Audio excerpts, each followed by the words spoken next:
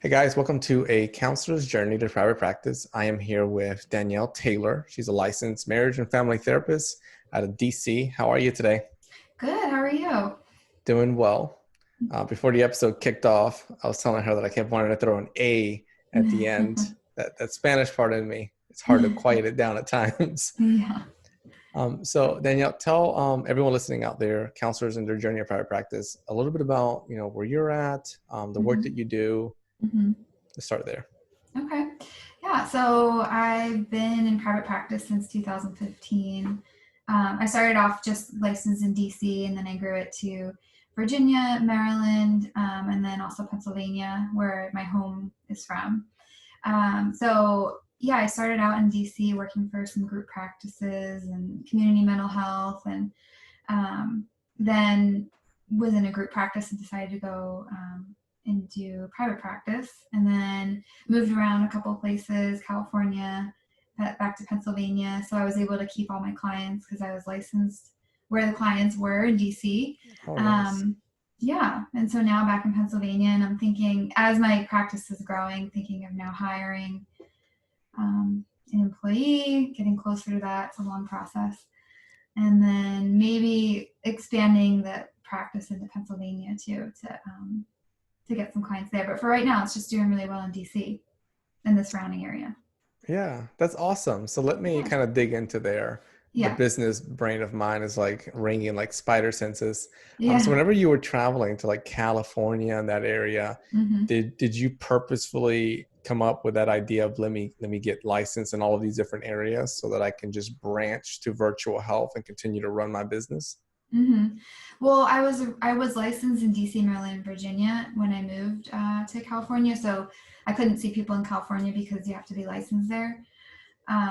So I just kept it because it was going so well. I never thought to I started taking some of the CEUs in California, but there's so many hoops to jump through there, different Hmm. tests and just a lot. So no, I just kept it all in where the clients physically are in Okay. DC, and then would just travel back to see them in person every now and then.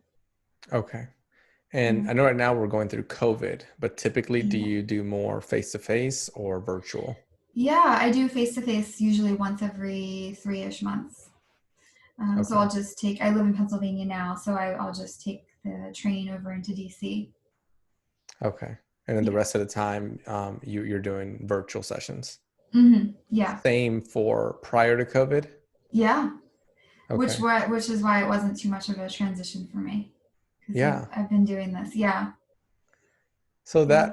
that one time, I guess you would go, or so a few times, was that specific to certain patients, or what was going on there for why you went to the office? Just to keep it going, I want to at least meet people once. I encourage them every time I go, but I go for a whole week. So I see every single client that I can Okay. in that week. Yeah. Okay. I love that. Yeah. Did you face any challenges, from the aspect of, onboarding a client when it came to virtual sessions before COVID? I think with COVID now, there's a little more pressure of it is what hmm it is. But what Yeah. about before then? Yeah. So I use like a practice management system, which makes it a lot easier. Like I'll just kind of Yeah. send them the intake paperwork that way. But it wasn't really much of a difference. Sometimes I would meet someone for the first time in person, but mainly I meet them online.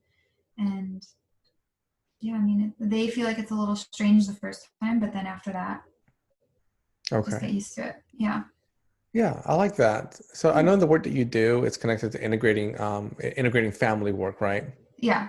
hmm Okay, so does that mean that you work with family systems? I do. Yeah. Okay. Yeah. I love working with the Now, system. okay, so what does that look like in a telehealth session? How many hmm people are in that? I've had as many as, say, about five. Oh, wow. Yeah.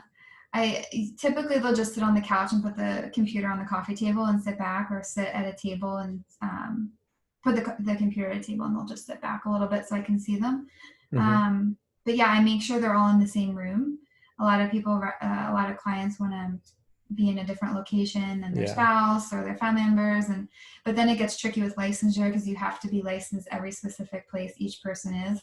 So it's, and also the goal is to get them to look at each other's body language and eye contact, and so in the same room is the goal.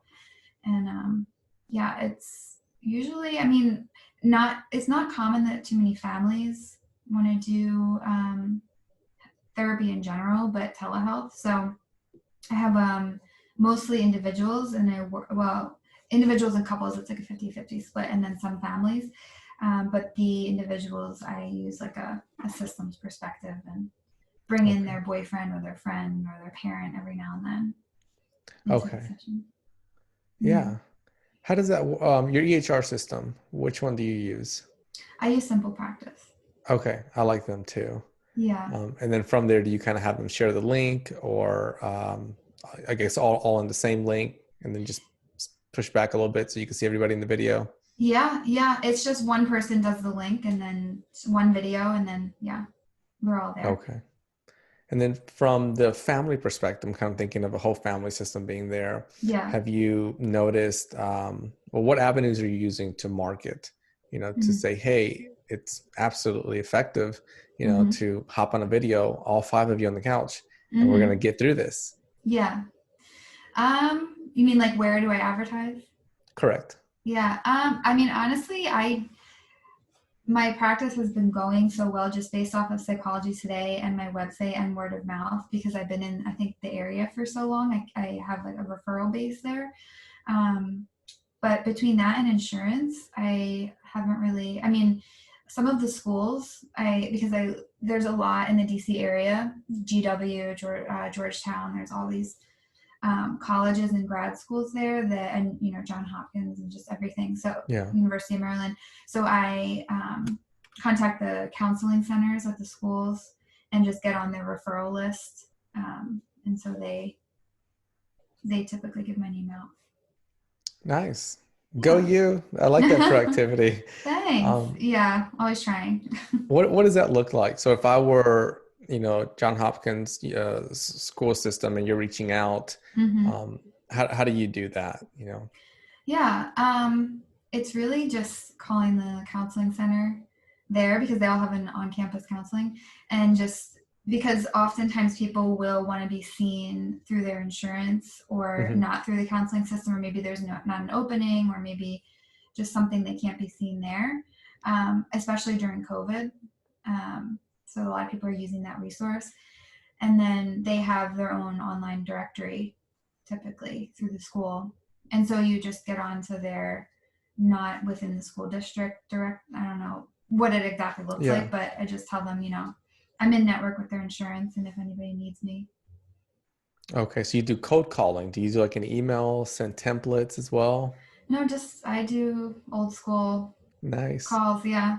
Yeah, no, I like that. I think, as technology moves forward, there's like all these new savvy ways, like a one-page website, hmm or lead pages, which is awesome. I mean, all those are fancy, Yeah. but fundamentals work, right? Calling Yeah. someone and saying, hey, let's break bread, let's have a conversation.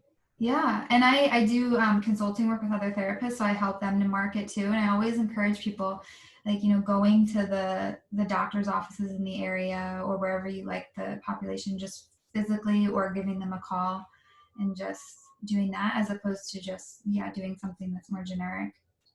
Yeah. What Yeah. have you seen? You mentioned you do consulting, as far as COVID impacting some of the clinicians out there. It's mainly people wanting to set up their practice, like telehealth practice or physical practice, and so I usually have one person at a time that I really just devote to helping them, and then while I also do therapy. Okay. So like clinicians are coming in to set up a telehealth practice. Yeah, yeah. What are some of the metrics that you share with them as far as setting them up? I don't want you to give away any of your secrets. No, Just kind that's of okay. curious as far as like big picture. Yeah, well, a practice management system, getting them a website, advertising, getting on directories, networking, setting up an address, a virtual address, a phone number, um, video, and then paperwork, and just everything you could need in a practice. Just making sure it's all good to go for virtual. Yeah, I like that. So kind of go through the checklist and make sure they're all checking the right boxes. Yeah, and it's kind of a step by step. I do like a couple sessions and step, 1 through 10, and just this is first, then second. Getting your business credit card, getting Yeah. all these steps. Nice. Yeah, I I like that. enjoy I like it. how it's very clear and concise. Yeah, yeah, it's customized to whatever they need of just each week, just helping them however I can. That's good. At the end, we'll have to Yeah, share that information. I'm sure a lot of clinicians out there are like, I need that checklist. yeah, I yeah. know when I But started, I it's didn't so have it. different. Yeah, It does. yeah, It makes a huge difference. I mean, you're right. yeah. Hmm. You're able to go just steps forward and no Yeah, steps back. exactly. What have you noticed as far as like clinicians that you consult and their mental Hmm. health with COVID? Um, I haven't seen as much there, but I'm also a part of, I do a case consult group with other therapists that are across different states, and we do it virtually. And then also just talking to therapist friends as well. Like it's just trying to keep the support going because it's interesting. Like as we're helping people through it, we're also going through it. Yeah. And it's really rare, I'm sure you know, as a therapist, that like they tell you in your training, like you might get one or two every now and then that might have a similar story to you, and you know what you can take and what you can't take. But this is like every single person is going through Yes. exactly what you're going through, and so it's having to separate that Yeah. too. No, yeah, you're absolutely right. As I'm hearing it, I was like, crap, I didn't even think about that. Yeah, But it makes sense. It's wow. It's one of the first times I guess in my life where everyone around me is going through just about the same thing I'm going through.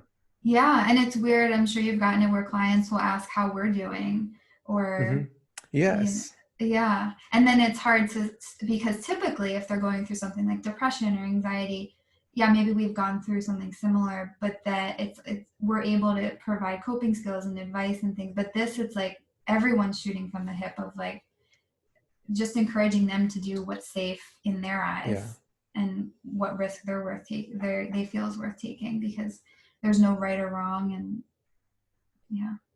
Yeah, I love that. I mean, that question of, when clients ask us how we're doing, I get that Mm-hmm. one a lot. And it makes me smile because it's a beautiful realization of what an amazing job, we're able to Mm-hmm. have. Yeah. We care about others, but they care about us too. And we Oh get to go to yeah. work, in that setting each day. Yeah. Yeah, it's really rewarding, especially, once this is all over, to look back and be able to say we helped people through it. Yeah. I think it's really nice. Let's kind of go back a little bit. I want Mm-hmm. to tie in your work with Mm-hmm. family systems and Yeah. kind of give you an opportunity to open that up. What does that look like as a typical case Mm-hmm. through telehealth? I'm interested in this, doing it through telehealth. Yeah. You mean working with individuals systemically or the families? The family systemically. Yeah, I'm sorry. Yeah. Yeah, no, that's okay. Because even if I work with individuals, I'll bring their family members in, so we do family work. But it's just the same as in person, really. It's just talking to them about their communication and giving them dialogues and homework that they could do between the sessions, and just helping them to set boundaries with each other, and um, have appropriate systems, and whether it's the siblings or the parents, and then breaking that apart too, and encouraging them to not either be home, or it's hard during COVID, but maybe be in another room with the music on or something, so that each subset can feel free to talk, like the parents. And then you're also modeling the boundaries of like what is appropriate to talk about with the parents that the kids don't have to listen to, and then Yeah. vice versa, that let the kids complain about the parents. And Okay. Have you found that? I guess what type of effectiveness have you found with confidentiality within family systems? So if you're mm-hmm, working with like me and my wife and our two kids, and then you're mm-hmm, like, "Hey Juan, I just want to see the kids for a little bit." mm-hmm. How does that play out? Yeah, I usually, unless something is a concern, like if, especially with minors, that it would Hmm. be, I would only divulge information if they're a danger to themselves or others. But I encourage, because it also builds a relationship with the kids too. Hmm. Like I see children, and then I see them individually, but I bring their parents in. I keep them a part of the therapy process, maybe once a month. Um, and I tell the kids that, I'm doing it so that they're aware, and I ask their permission, and then also um, keeping everything confidential. But I mean, it does get tricky if there's secrets, but then I use the secrets of, it's not productive for me to hold this secret, but I can encourage you and train you to be able to tell your family members, what you're Yeah, telling me. I like that. And do you find that members are respectful? I guess just like they would be in a counseling office, hey, we're Mm-hmm. going to sit here together. Do you guys mind going to some other rooms in the home?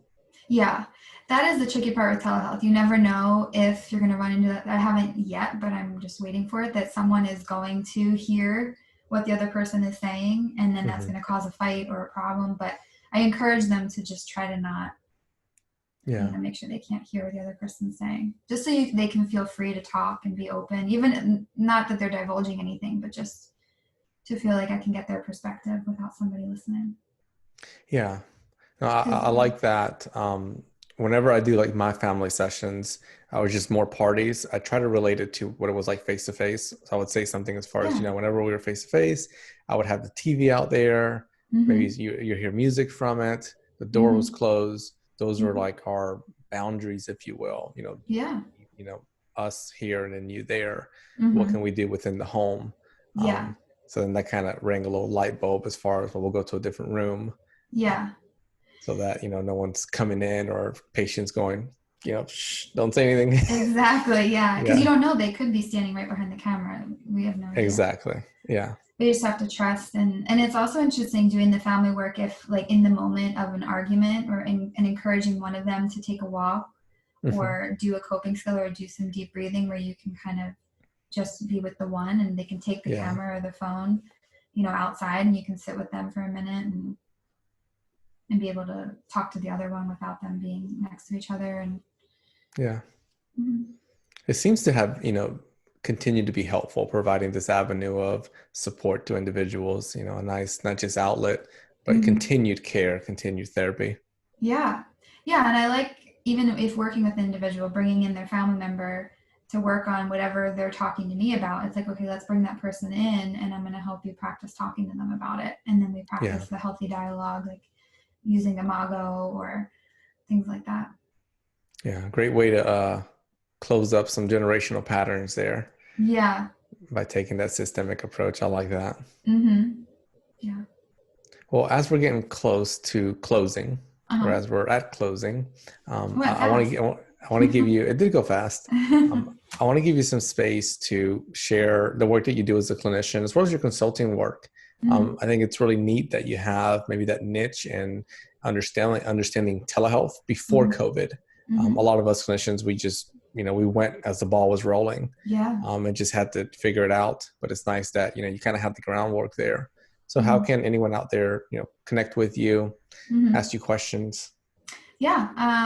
Email or um, my website has a little contact form that comes to my email, but it's just mymfts.com, Okay. and it stands for Marriage and Family Therapy Service, MFTS. But yeah, they could just send me an email through there. My email is dbtaylor@mymfts.com. Okay. That works. Yeah. And I'll make sure to put all that in the show notes. So Yeah. everyone listening, you're able to just read it, click it, and then be able to connect with Danielle right away. Yeah, definitely. I'm happy to help. Well, awesome. Thank you for being here. Have a Yeah. beautiful day. All right. Thanks. You too.